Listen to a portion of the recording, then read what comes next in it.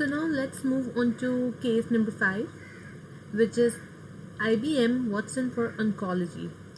So this was going to be the big one, a system that had read every oncology paper ever written, that could take any cancer patient anywhere and recommend the optimal treatment.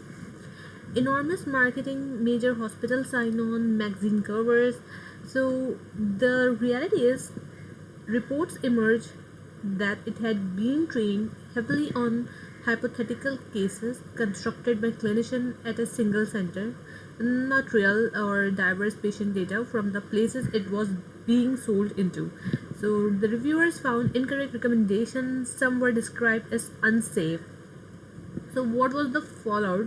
The flagship partnership collapsed, the oncology business was broken up and sold off. Now the payoff. So IDXDR taught us go autonomous, own your false negatives. Watson went effectively autonomous on the highest stakes decision in medicine with none of that rider. And if we talk about truths, taught us validate on outcomes in the real workflow. Watson validated on the synthetic cases, and the mammography taught us generalization across population in an open question. Watson assumed it from one center to the entire world. Watson didn't fail because the technology was bad. Watson failed because it violated every single lesson from the previous 3 slides simultaneously, while the marketing department promised the opposite. So, what's the cheapest way to find out we have a Watson problem?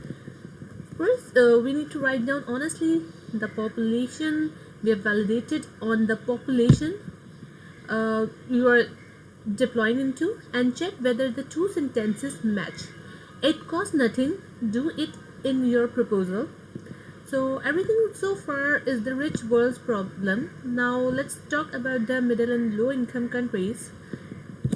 If we talk about the Pakistan, we have CAD4 TB AI reading X-rays in Pakistan.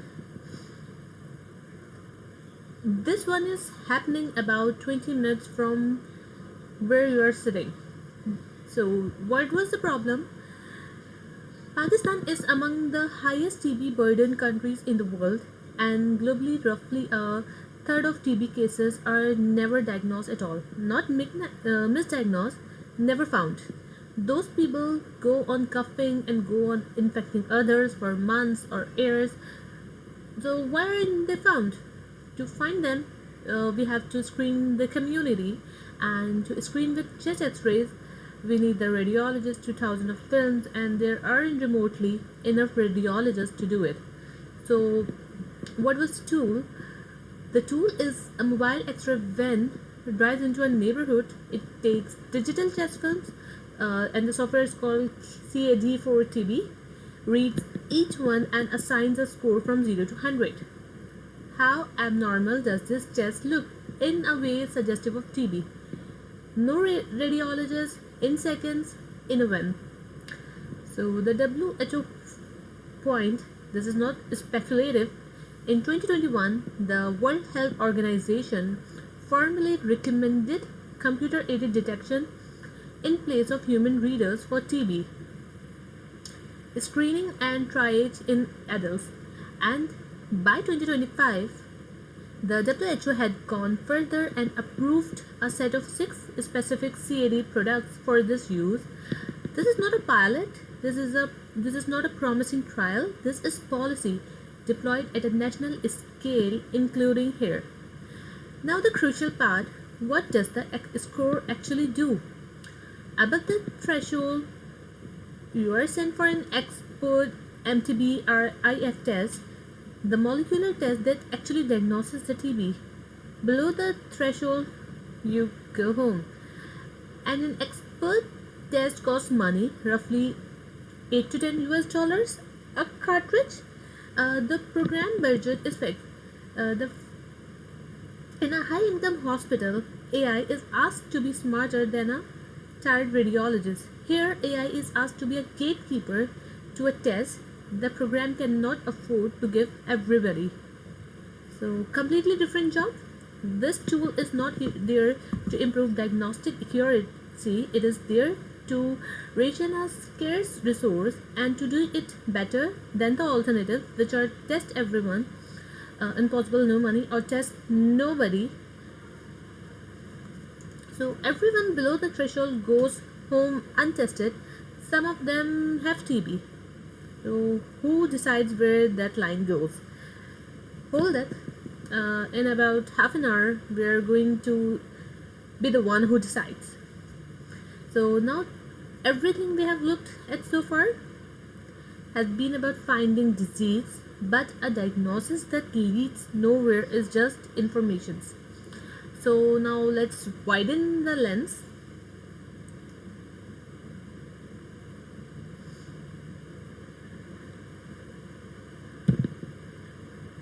Okay, so beyond detection, AI in treatment from label to therapy.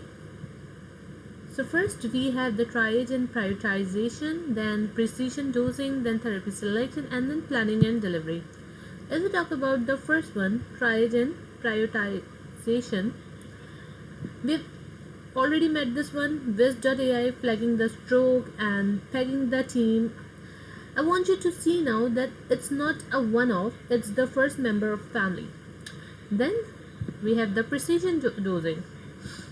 Anticoagulant, insulin, chemotherapy, these are drugs with brutally narrow therapeutic windows. Too little does nothing, too much kills. Models tune the dose to the individual patient rather than the population average. Then we have the therapy selection, genomic and imaging models matching a tumor to a targeted therapy and predicting who will actually respond. So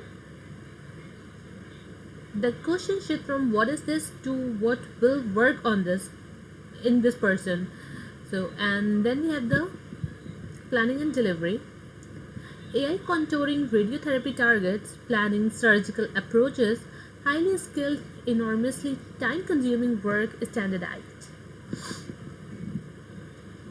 So basically the point of this slide, notice what just happened to the stakes.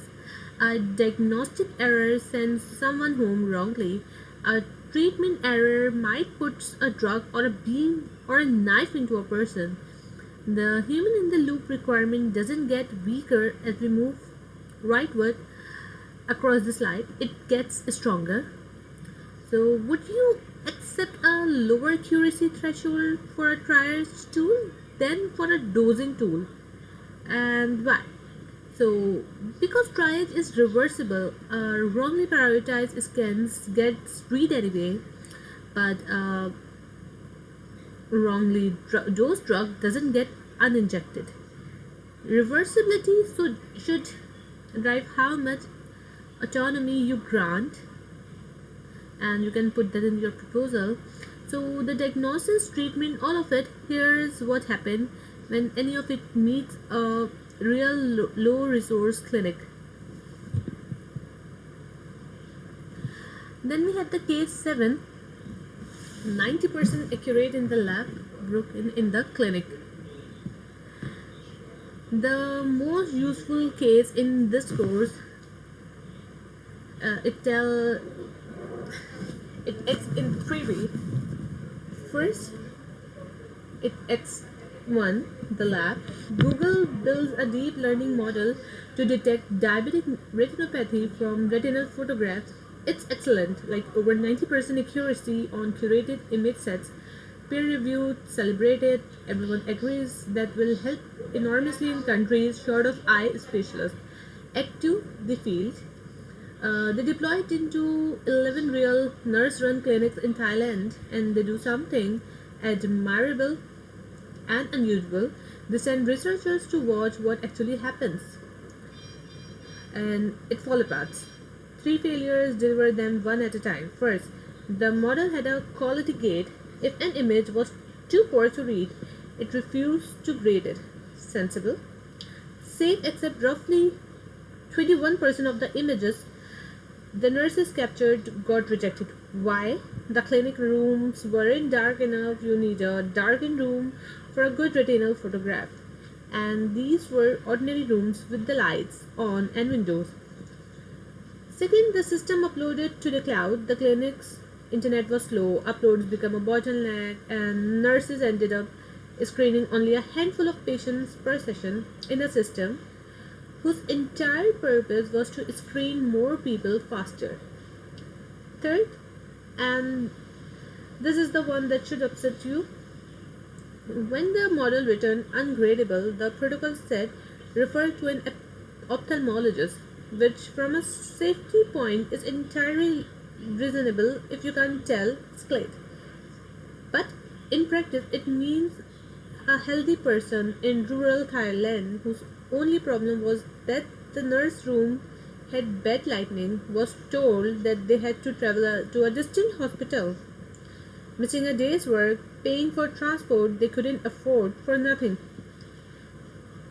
So, a safety feature became a harm, not because anyone was careless, because nobody had asked what an ungradable result cost a poor person.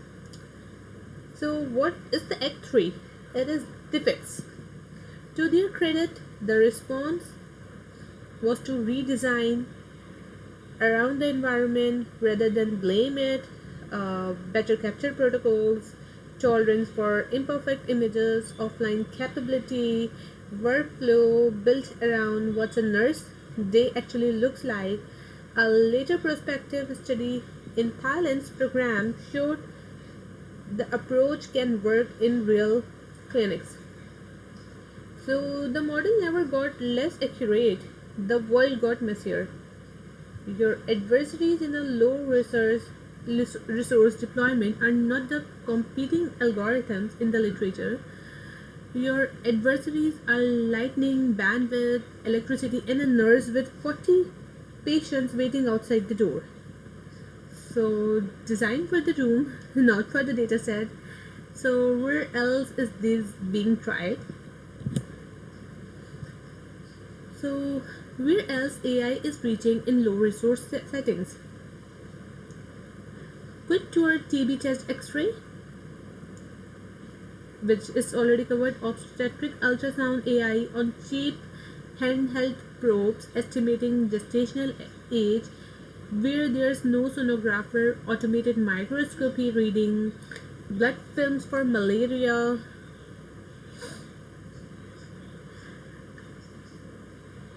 Symptom triad chatbots. We have voice biomarkers analyzing an infant's cry for the signs of birth asphyxia. So the notice the gradient and be ruthless about it. TB test X-ray is genuinely established, WHO endorsed, deployed at scale, evaluated repeatedly.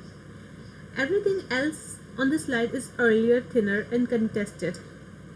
But if you look at the cervical AVE example, look at cervical cancer, automated visual evaluation of cervix images. There was an early high-profile algorithm with impressive published accuracy, and then reanalyzed, raised a serious problem. Images of the same women appeared in both the training set and the test set. The model wasn't recognizing cancer. To some degree, it was recognizing people it has already seen. That's called the data leakage. And I'm telling you for a very self-interested reason, it is the commonest way a student project fools itself. If you split your data randomly by image instead of by patient, you will produce a beautiful accuracy figure that means absolutely nothing.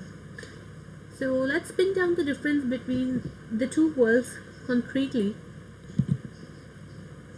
So here you can see same model, different world. So what changes? So the design, the question here is, what is scarce? AI's real job, where it runs, who uses it, cost that matters, prevalence, regulation, and the bigger risk. And we will compare them in two different settings. So If we look at the AI's real job and look at the high income setting, it improves precision and cut the latency. And in the low middle income settings, it extends reach, creation a scarce confirmatory test. If you don't know which you are doing, you cannot set a threshold.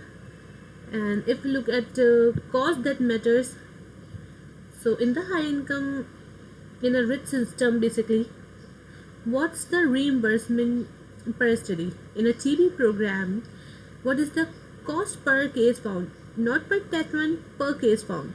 Wildly different metrics that push the design in opposite direction.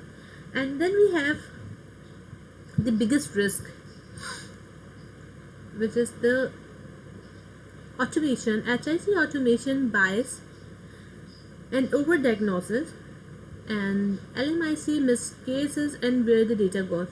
So whose data is it when a Karachi TB programs X-ray train a model that's then licensed back to Pakistan? That's not a technical question, but it will determine whether health AI in this country is something done by us or to us. Come back to it. When you write your ethics paragraph, your proposal must state which column is designed for. A tool that doesn't know its column will fail it both.